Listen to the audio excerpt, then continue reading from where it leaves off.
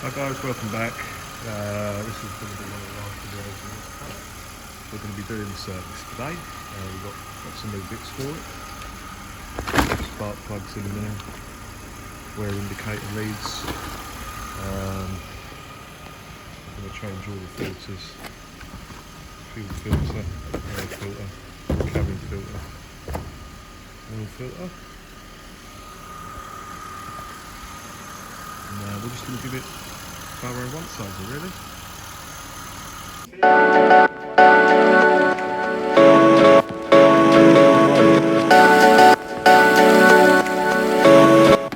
Okay, so here I am just removing the air filter. Comes out quite easy on these. Just needs a little bit of persuasion of a screwdriver. You've got little push clips either side. Old one's pretty dirty, as you can see. Hasn't obviously had one for a little while, so glad I chose to service this car. So we want it to be right for the new owner. So it's good to check these things out. A few leaves inside the airbox, which is pretty normal. So blowing them to get rid of them. Otherwise it's not really worth putting a new air filter in. But so clear all those out with the airline. Just having a check in there. Everything looks good. So we can fit the new air filter.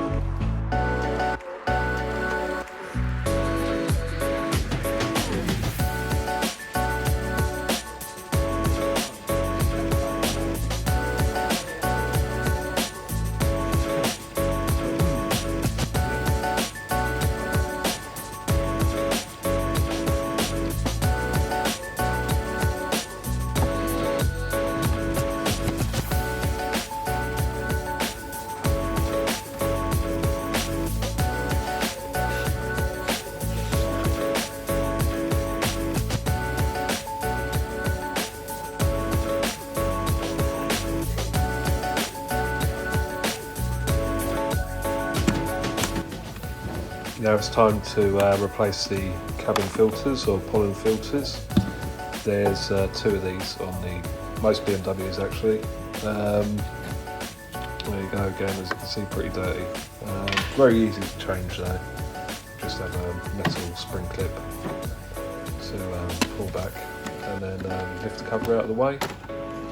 Just pull them out. Nice and easy to change. There you go, quite dirty as well. So again, new filters for here.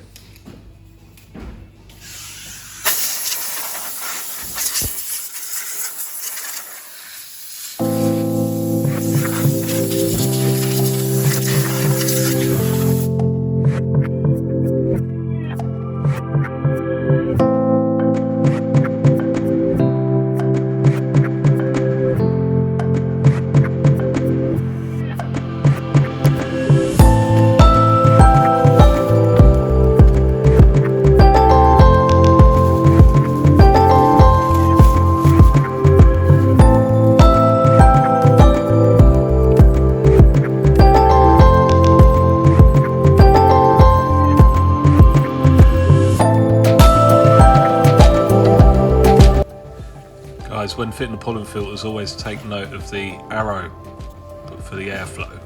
Obviously you want the air to go through it the right way so that the filter works properly. Here I am a little confused, trying to work out which way round I should put it. So always a good idea to have a look at the old ones when you take them out, so you know which way to put them back in. I got there in the end though.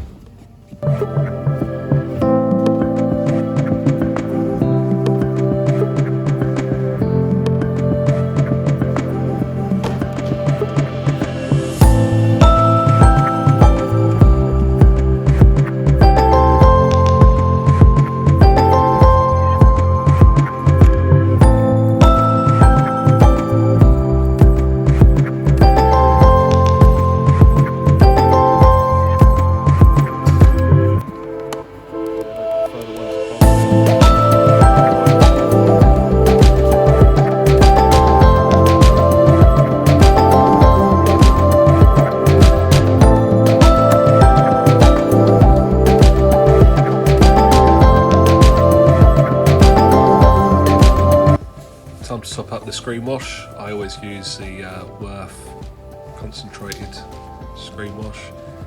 Always worked pretty well for me. Also good in the winter. You don't have the washer jets ice up, so I would recommend it. Works well.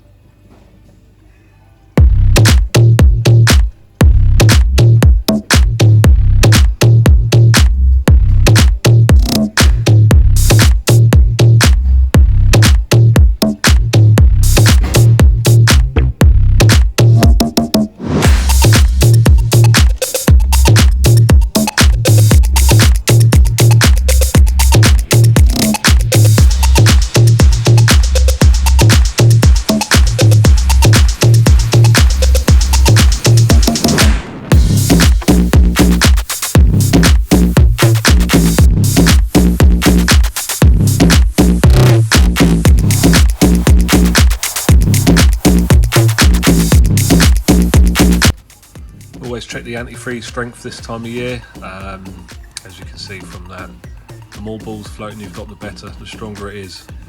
And I think it was good down to around about -20, -25, something like that. So that's all safe for the winter.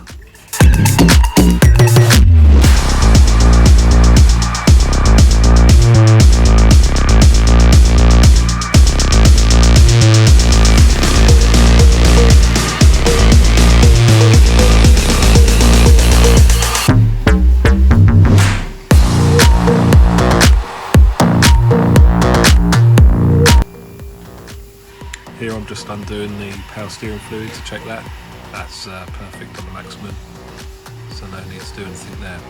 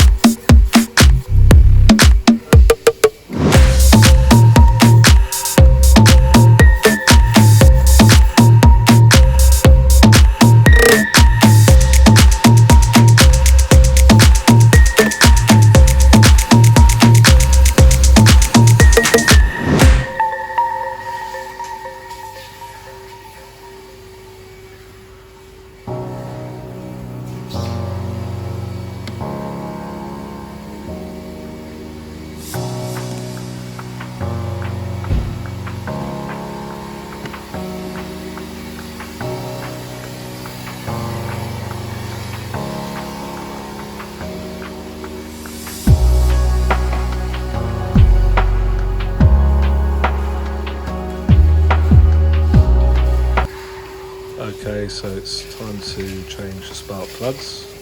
Obviously being a 528, this says I've got a straight 6 engine, so 6 cylinder means 6 spark plugs.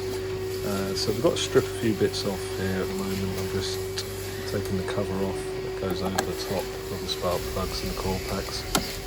It's held on with two 10mm bolts. So just taking that off now to gain access to them, and then we should be able to see what's going on inside.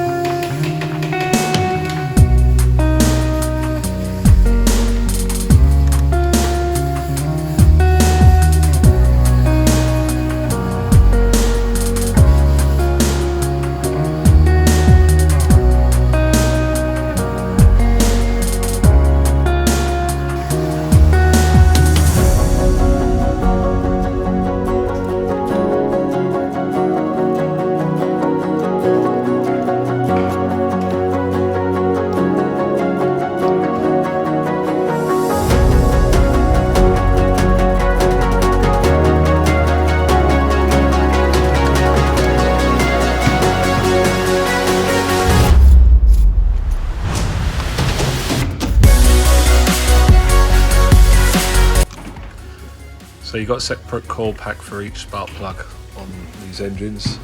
Nice and easy to get out really. A couple of 10mm bolts again, and a plug for each coil pack, a metal tab to release, which is quite nice. Bit of older technology, it's not all made of plastic. So here I'm just removing the first spark plug socket. You can see I'm struggling a little bit there because they're really tight in the head. Usually means they don't get changed very regularly, in all honesty, and probably no copper slip used when they're putting it together. So just removing that now, and as you'll see when I refit all the spark plugs, they'll be going back in with copper slip, so the next person doesn't have this problem in future.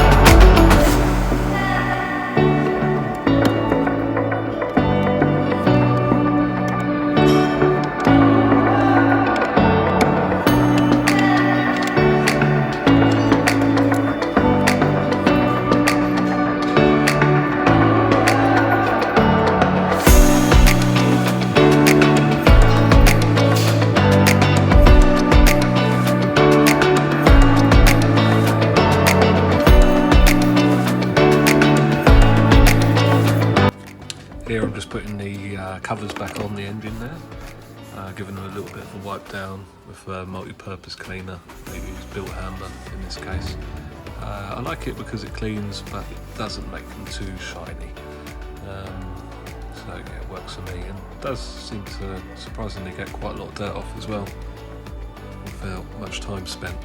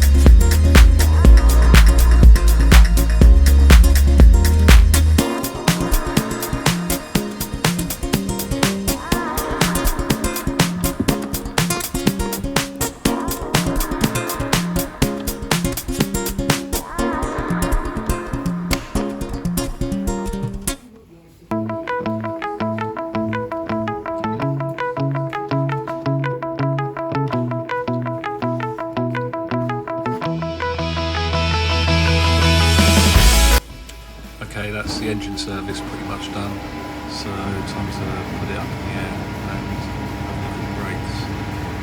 So first of all we'll start the front, get the wheels off, get the pads out and have a look and see how much weight's left on.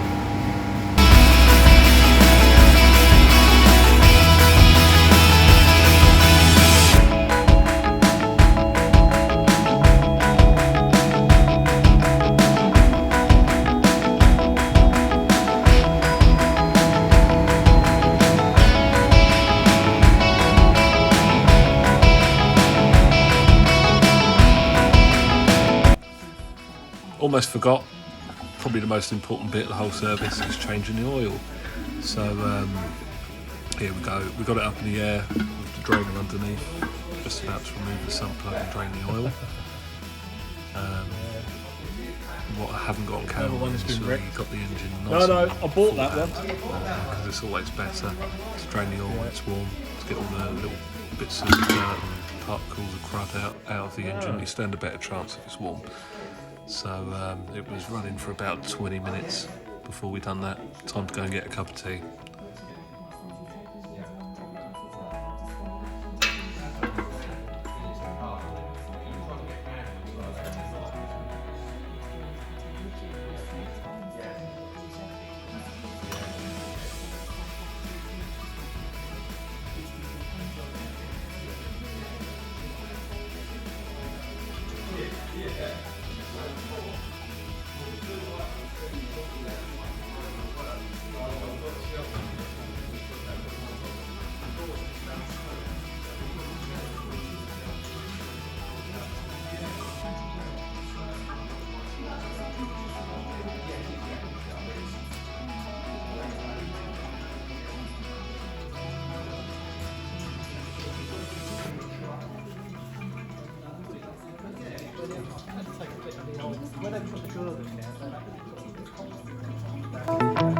Always remember to change your sump plug washer, guys. I've got one here with the oil filter luckily, but the amount of times I haven't changed it in the past and you end up with a little leak, which is very annoying.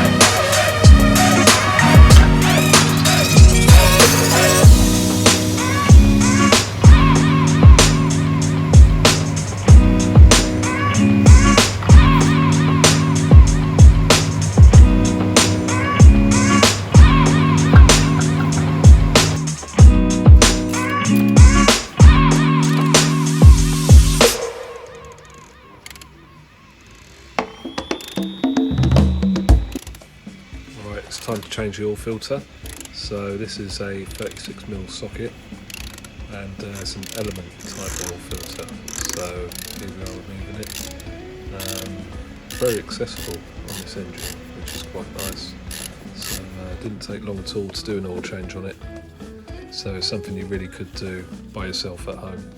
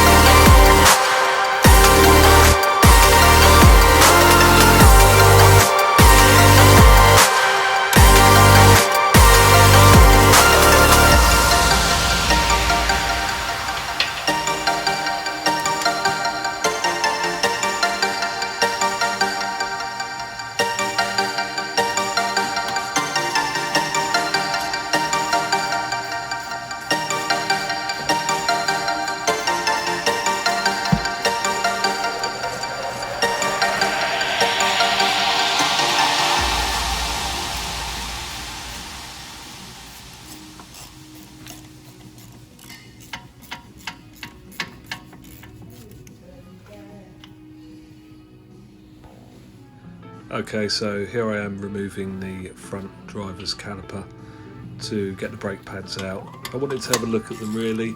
I mean, if you can peer in through the caliper and just about see the thickness of the pads, but I was a little bit worried with a car like this, of this age, with relatively low mileage, that there might be some seizures going on the sliders. Every time and on the pads I see them on the road, I look at them, and you can't really tell that just by looking at them.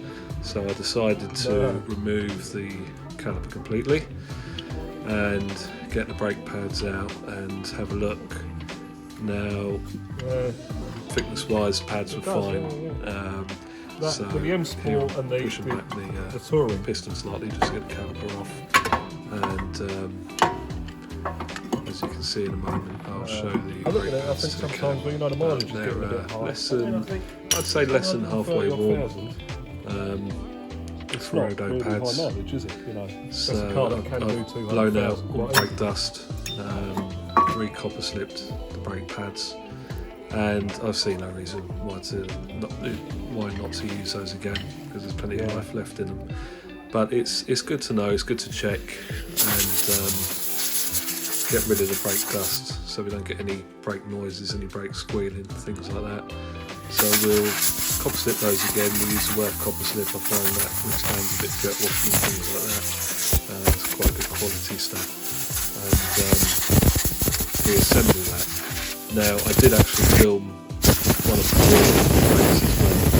I've done every wheels off and done the same thing on every wheel. But it's a fairly similar process, and it just made the video far too long, so I decided not to include those. Also, you will have noticed I struggled to get the wheel off it. That's because of the corrosion, as you can see there around the centre of the disc where the rim goes onto. So I cleaned all of those up with the wire brush. Copper slipped around there as well. Also cleaned up the inside of the rims, just makes it a lot easier in future when it comes to taking the wheel off. You can just unbolt them and they'll come straight off. So it's always handy when you're stuck at the side of the road and puncture.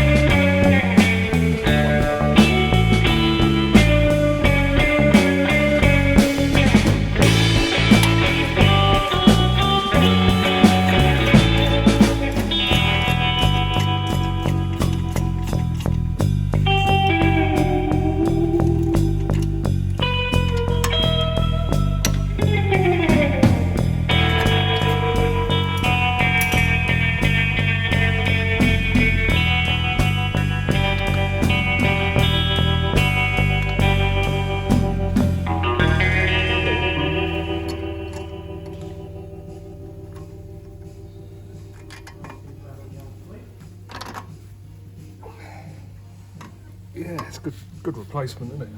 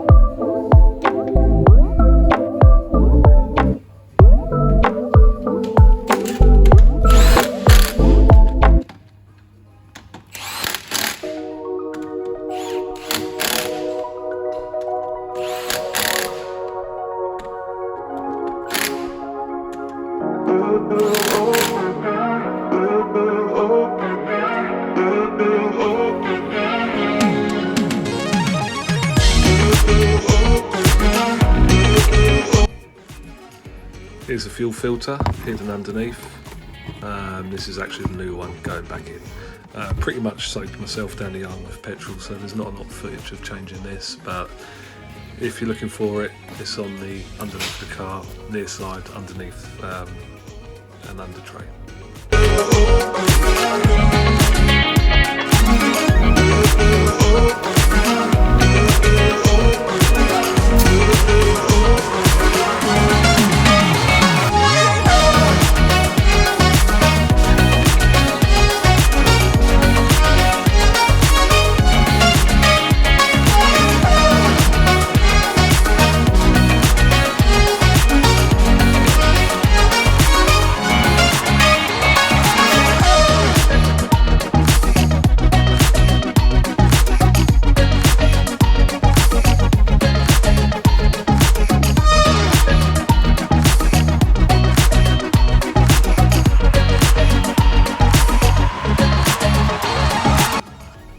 Always check your wheel bolts are tight. It only takes a couple of minutes to walk around and check them all. It's always best to be on the safe side. I know these guns are great, you know, I use them all the time for removing and refitting wheels, but it's just great peace of mind to go around and just make sure they're all okay and check them by hand, whether it be with a torque wrench or in this case I'm just using a bar and waiting for my elbow to crack, but whichever way you want to do it, as long as you've had a check, then you know a wheel's not going to fall off. Here I'm just resetting the service light. I had to pull out the old snap-on solars for this because it's got the round plug underneath the bonnet. It's the only thing I had that would connect to it. But, pretty easy really. Had to go into instrumentation, as you'll see me doing here, and just select the different resets on there. And it's just nice to bring up the 5 green lights on the dashboard again. I think there was 3. It was only down to 3 anyway, so it wasn't really showing as due, but in my opinion it certainly was, so not sure who was resetting it in the past.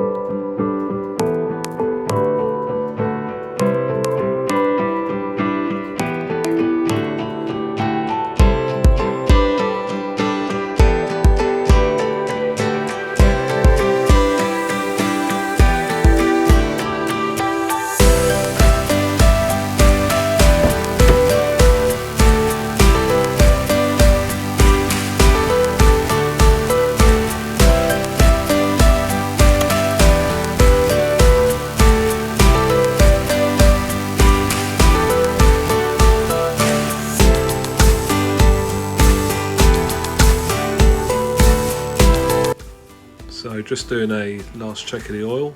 Now it's had a chance to settle. There you go, dead on the maximum, nice and clean. You can barely see it's that clean. And that's pretty much the service complete now. Just time to go on a road test, see how it performs.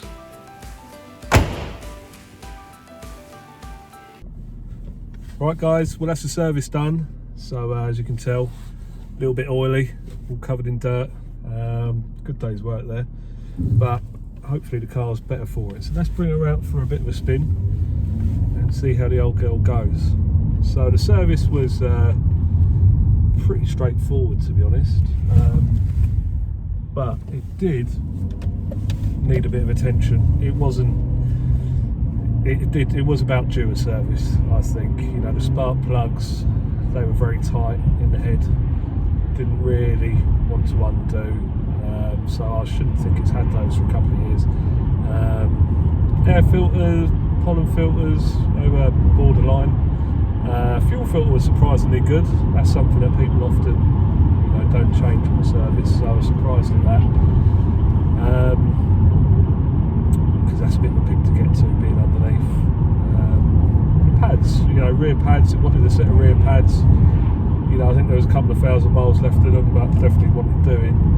And front pads were fine. Went round it with copper slip, you know, keep them all free and moving nicely, especially as it's probably going to be a bit of a toy for someone, so I'll probably spend a lot of time sitting in the garage really.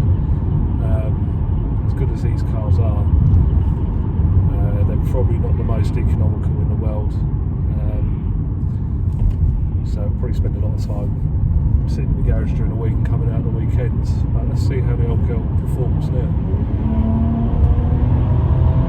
Picks up well. Great engine, I love these straight six petrols. Yeah, it goes well. Fast enough to get you in trouble.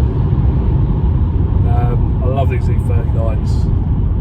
It's probably the last of the well-built BMWs, I think. I love my BMs. I've got a later BM to this, E60, and great, comfortable, been a lovely car, but they're not built like these. These are so much stronger. Kick down works. I think it's a bit more responsive since the service. New set of plugs in it, I think it made all the difference. Brief's a lot nicer now. We're sad to see this one go, guys. Don't really want to sell it, but I just haven't got anywhere to put it. You know, I can't keep them all. And this is probably the one I've never used it. You know, this is probably the second or third time I've driven it really. So yeah, service is done. It's driving well. I think next thing is I'm going to be a bit lazy because I'm quite busy at work at the moment. So I'm going to send it down to the valeters and get it washed inside and out. They'll make a nice job of this, I think. And then I'll go through some numbers with you. It hasn't had a lot this one. And that'll probably be the last vid. So one more after this really. And hopefully we'll send it to a new home. So thank you for watching, guys. As always, if you like the content, please like and subscribe. I'm only getting started with this YouTube lark. It's all a bit new to me, so excuse the video if it's a little bit messy, but thank you for watching.